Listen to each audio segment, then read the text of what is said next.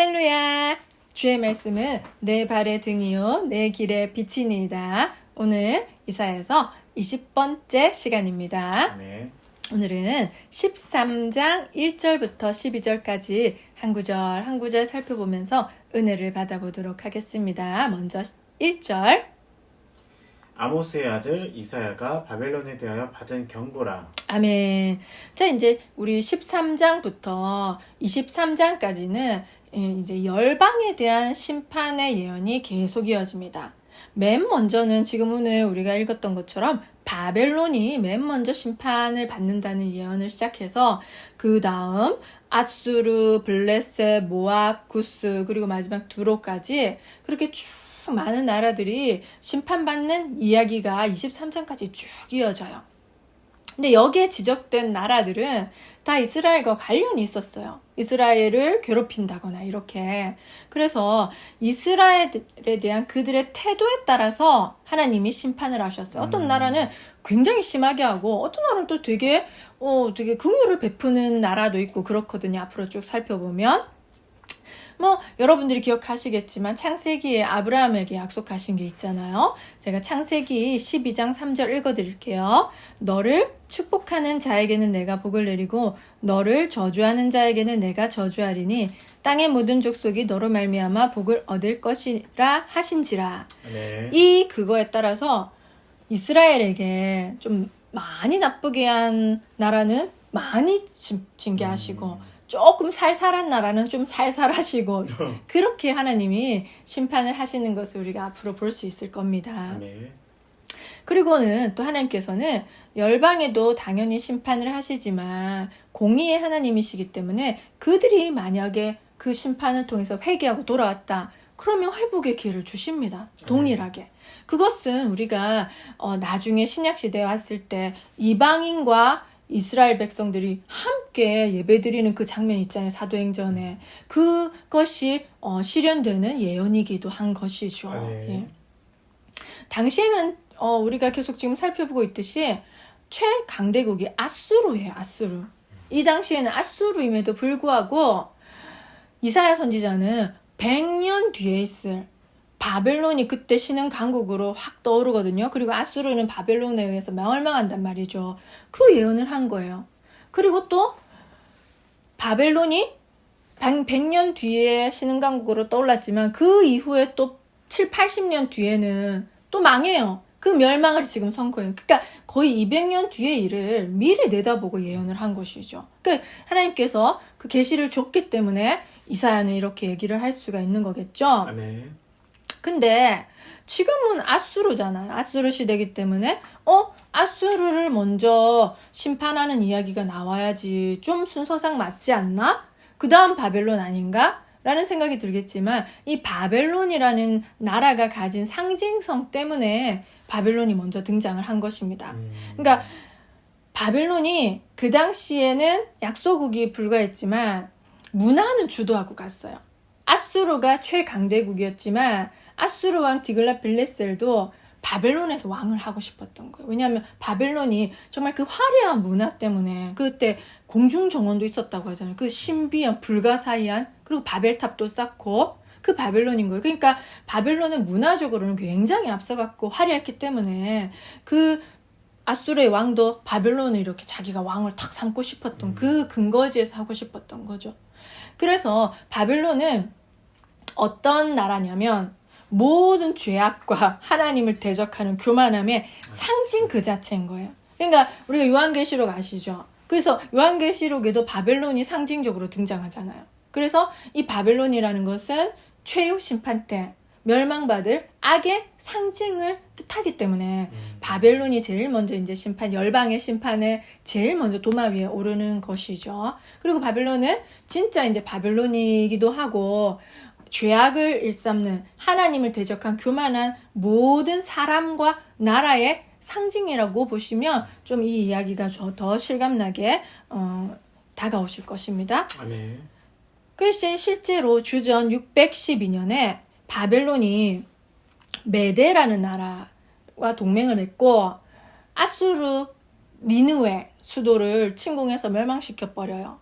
그리고 이제 신바벨론 시대를 시작하죠. 근데 사실 바벨론이 그렇게 오래 가지 못했어요. 7, 80년 전성기를 누리고 나서 그 느부갓네살 왕 아시죠? 다니엘이 포로로 잡혀갔을 때 느부갓네살 왕 우리 알잖아요. 그 느부갓네살 왕 때 전성기를 누렸지만 그 이후로는 쇠퇴의 길을 거치면서 여러분이 잘 아시는 고레스 왕 아시죠? 고레스.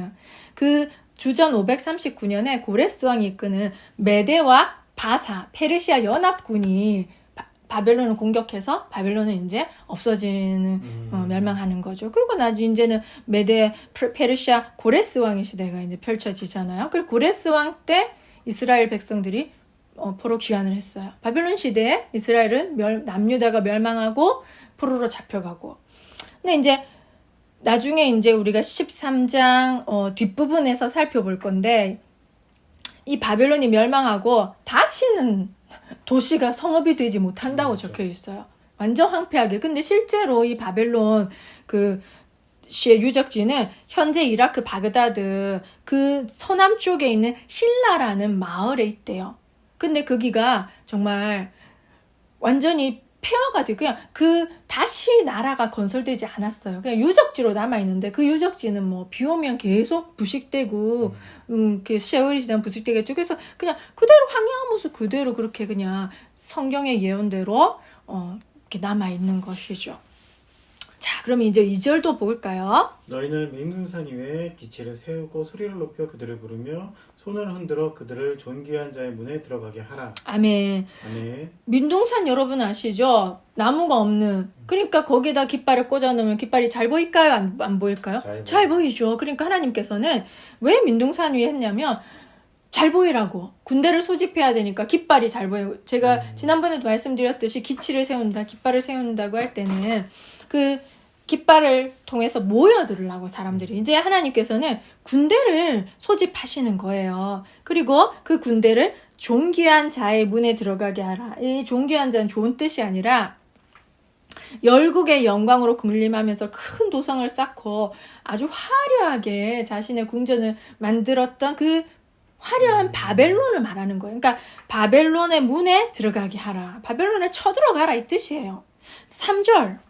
내가 거룩하게 구별한 자들에게 명령하고 나의 위엄을 기뻐하는 용사들을 불러 나의 노여움을 전하게 하였느니라. 아멘. 아멘. 여기서 내가 거룩하게 구별한 자들 그리고 나의 위엄을 기뻐하는 용사들 이렇게 해서 거룩하다고 해서 실제로 윤리도덕적으로 거룩한 게 아니에요. 이 뜻은 하나님께서 자신의 심판을 위해서 도구로 구별해서 준비했다 이 뜻이니까 구별해서 준비해 놓았다 이 뜻인 거예요. 그러니까 하나님이 친히 준비하신 도구라는 뜻이죠. 그래서 하나님께서는 바벨론을 심판하기 위한 도구로 쓰시려고 그들을 구별했다는 거죠. 또 4절. 산에서 무리의 소리가 나며 많은 백성의 소리 같으니 곧 열국 민족이 함께 모여 떠든 소리라. 만국의 여호와께서 싸움을 위하여 군대를 거멸하심이로다. 아멘. 아멘. 이제 그 모인 산에서 무리의 소리가 왁작지껄 나는데 이 한 민족, 한 나라가 모인 것이 아니기 때문에 열방에서 이 나라, 저 나라가 소집됐기 때문에 각 나라의 말로 그 방언, 이방 나라 말이 방언이라고 하죠. 그 시대에는. 그 샬라샬라 하니까 얼마나 시끄럽겠어요. 그죠? 그래서 그 와중에 하나님께서는 자신의 군대를 검열하시고 이제 싸울 태세를 하시는 것이죠. 또 이어서 5절. 무리가 먼 나라에서 하늘 끝에서 왔으며 곧 여호와의 그의 진노의 병기라 온 땅을 말하러 함이로다. 아멘. 아멘. 그러니까 우리가 알다시피 여러분들 유프라테스 강 저쪽, 티그리스 강 이쪽 멀리 있으니까 이스라엘 백성들은 그때 고대시대 거기가 마치 먼 나라, 마치 하늘 끝 이렇게 느껴진 거예요. 멀리 있으니까. 그 나라들이 메대와 바사는 그쪽에 있잖아요. 그죠? 그러니까 아수르는 그 유프라테스 강 언저리. 근데 메대와 바사는 더 멀리 있는 거예요. 그 나라들이 와서 이제 하나님의 진노의 병기로서 온 땅을, 여기에는 바벨론이 포함 바벨론을 말하지만 또 바벨론과 같이 죄악을 일삼고 교만한 모든 나라와 사람들을 뜻하는 거예요. 그러니까 멸하려 함이로다. 자, 또 6절. 너희는 애국할지어다 여호와의 날이 가까웠으니 전능자에게서 멸망이 임할 것이니로다. 아멘. 아멘. 애곡할지어다. 이거 이제 심판이 무시무시하기 때문에 이제 너희들 애곡해라. 그리고 여호와의 날이라는 것은 하나님께서 인류 역사 속에서 주권적으로 이렇게 일하시는 엄청난 날인 거죠. 이것은 종말의 때를 말하기도 하잖아요, 우리가.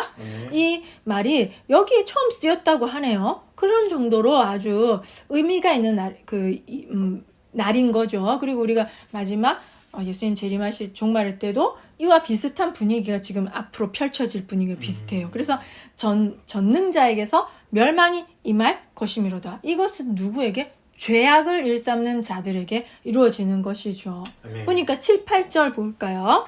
그러므로 모든 손에 힘이 풀리고 각 사람의 마음이 녹을 것이라.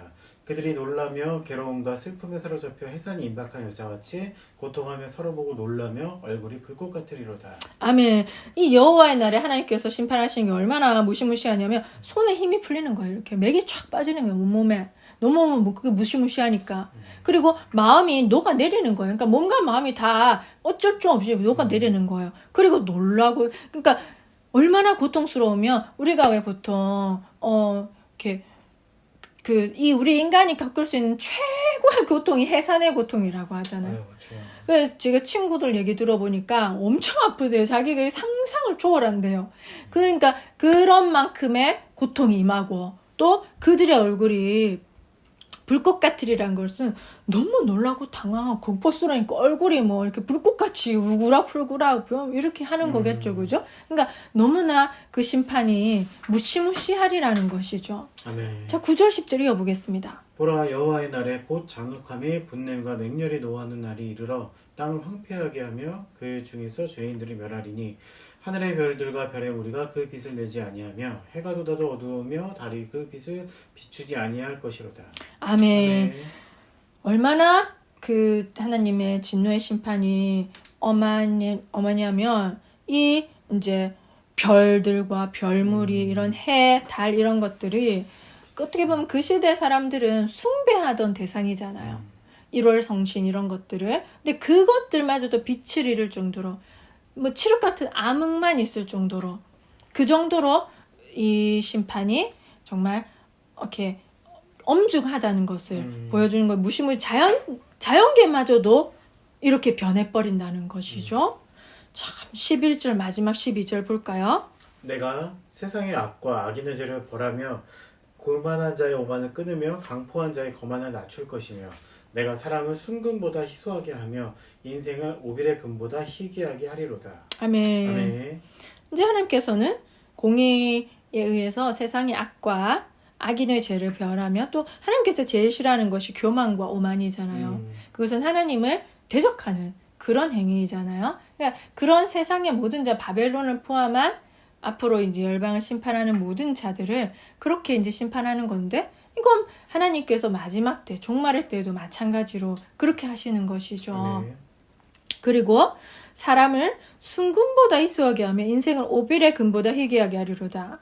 이 오빌의 금이라는 것은 시편에도 등장하는 말씀인데 오빌은 구약 시대에 아주 진귀한 금이 나는 유명한 그런 곳이에요. 그래서 이 금 생산지라서 이 오빌의 금이라고 이제 나왔죠. 그러니까 하나님이 이렇게 정말로 하나님을 대적한 죄인들을 죄악을 일삼은 자들을 정말 거의 이렇게 멸망시켜서 이 금과 같이 희소하게 만들 거라는 거죠.